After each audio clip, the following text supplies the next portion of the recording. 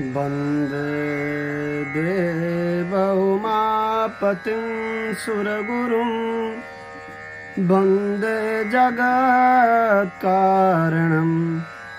वन्दे पन्नगभूषणं मृगधरं वन्दे पशूनां पतिं वन्दे सूर्यशशाङ्कवहनिनयनं वन्दे मुकुन्दप्रियं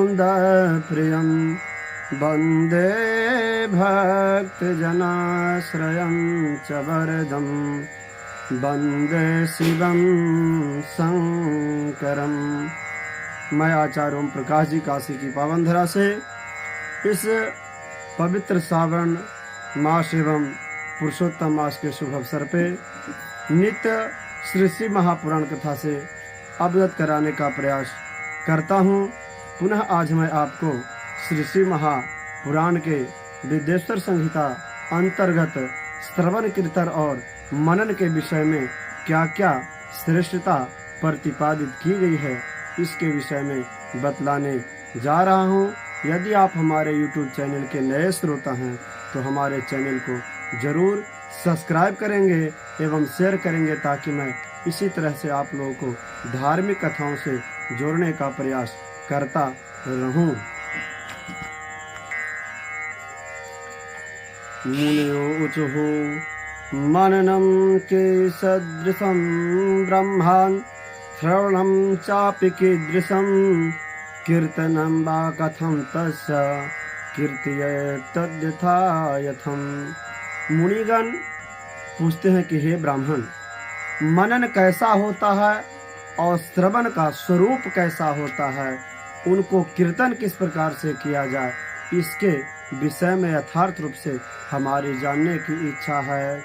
ब्रह्मा जी बोलते हैं, पूजा जपेश गुण रूप विलास नाम युक्ति प्रियेन मनसा परिशोधनम यत् तत्संततम मननमेश्वर दृष्टिलब्धम सर्वेषु साधन वरेष्वति मोक्षम।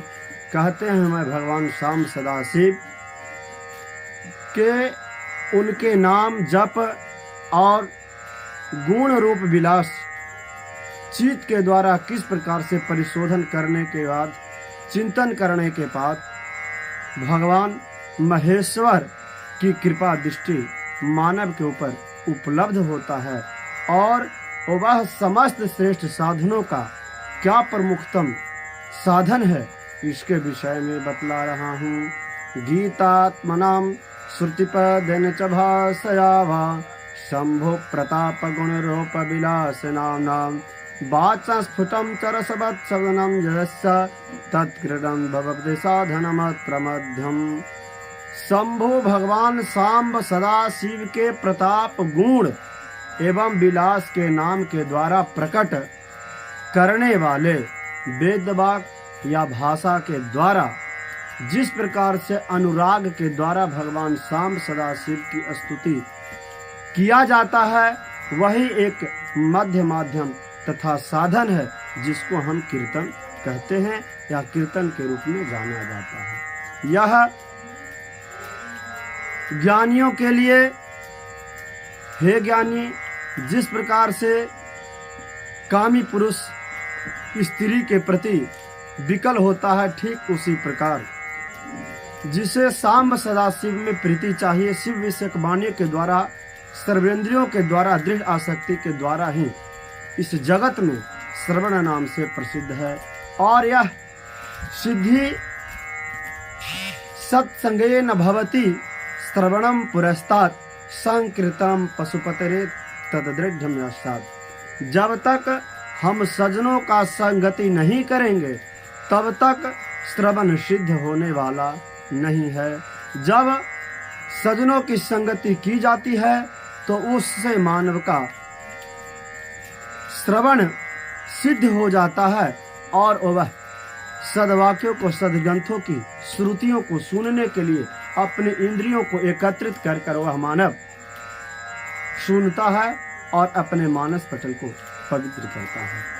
बाद में वह कब? जब तक भगवान की कृपा नहीं होगी, जब तक भगवान सांब सदाशिव भोलेनाथ की कृपा नहीं होगी, तब तक वह भी दृढ़ होने वाला नहीं है। सूत जी, एक समय की बात है कि अपने पूर्व काल में व्यास आदि देव सभी लोग सरस्वती नदी के तट पर तपस्या कर रहे थे। इसी बीच में अकस्मात सनत कुमार आते हैं और सूत जी से पूछते हैं कि प्रभु आप यह क्या कर रहे हैं, आप तो गुरु हैं। तो सनत जी कहते हैं कि हम बहुत तरह का तपस्या किए, लेकिन हमारी अभी तक काम वासनाएं जो है किस प्रकार से इंद्रियां एकत्रित हो, इसके विषय में मेरी मन को शांति नहीं मिल पाई है, इसीलिए मैं ऐसा कर रहा हूं। सनत कुमार कहते हैं कि प्रभु सत्यम वस्तु में मुने दधध्या साक्षात कारण गोचर ससा शिवोत्स सहयो यत्र तपश्चर्यम किंकृते। कहते हैं कि प्रभु आप सत सनातन भगवान शंकर का हृदय से ध्यान कीजिए, तब शिव प्रत्यक्ष होकर आपकी सहायता करेंगे और यहाँ से आप तप करेंगे।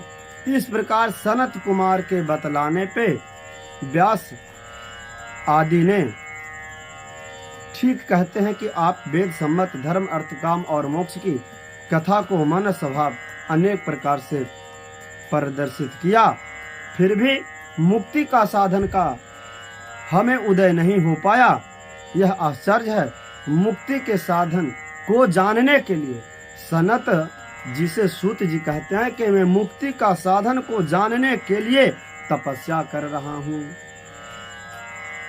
इस प्रकार जब व्यास मुनि ने भगवान सनत कुमार से प्रार्थना की तो सनत कुमार जी मुक्ति का निश्चित कारण बताते हैं और कहते हैं श्रवणम कीर्तनम शंभोर मननम च महत्तरम त्रिरम साधनम मुक्तम च विद्यते वेद सम्मतम।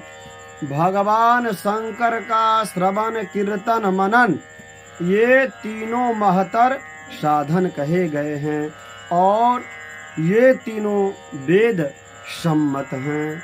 पूर्व काल में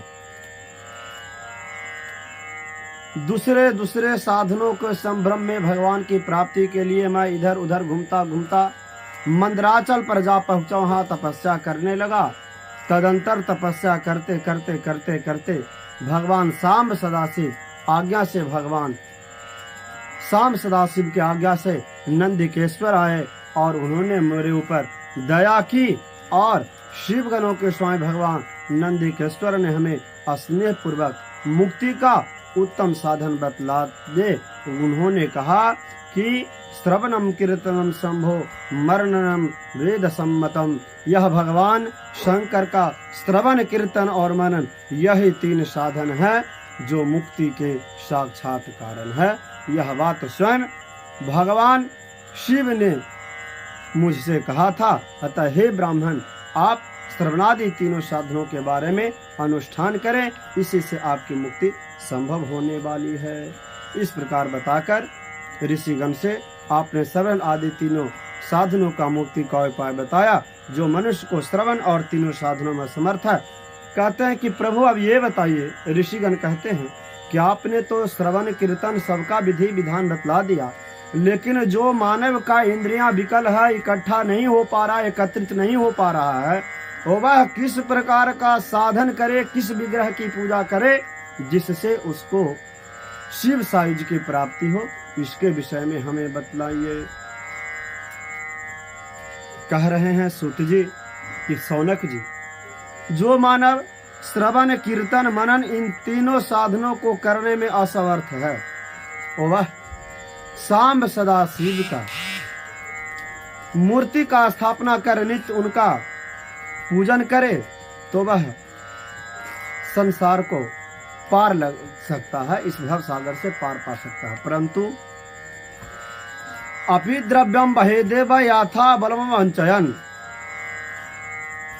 धन की जो पूजा पाठ में, मंदिर निर्माण में इत्यादि में लगाया जाए, वह न्याय उपार्जित धन हो, अन्याय से उपार्जित धन नहीं हो। उसी से किया गया धर्म सार्थक धर्म करना चाहिए। जो धन अन्याय से उपार्जित है वह धर्म में लगाने के लिए नहीं बतलाया गया। तो न्यायोपार्जित धन से मंदिर का निर्माण करें, मंदिर में धूप दीप नैवेद्य मालपुआ इत्यादि सब भगवान भोलेनाथ को समर्पित करें और भोग लगाएं। इस प्रकार प्रतिदिन पूजन पाठ करें, पूजन करने के बाद विसर्जन करें। और जो इस प्रकार से भगवान का नित्य पूजन करता है तो सांब सदाशिव उसको प्रसन्न होकर मुक्ति का वरदान देते हैं और वह भग बंधन से मुक्त हो जाता है। ऋषिगण बोलते हैं कि प्रभु मूर्ति में सर्वत्र देवताओं की, सभी देवताओं की, दुर्गा शिव विष्णु ब्रह्मा रुद्र सबकी पूजा मूर्ति में होती है, लेकिन सांब सदाशिव की पूजा सकल रूप और निष्कल रूप दोनों में क्यों होती है, इसके विषय में हमें बतलाएं। कहते हैं कि एक भगवान, श्रुत जी कहते हैं, एक भगवान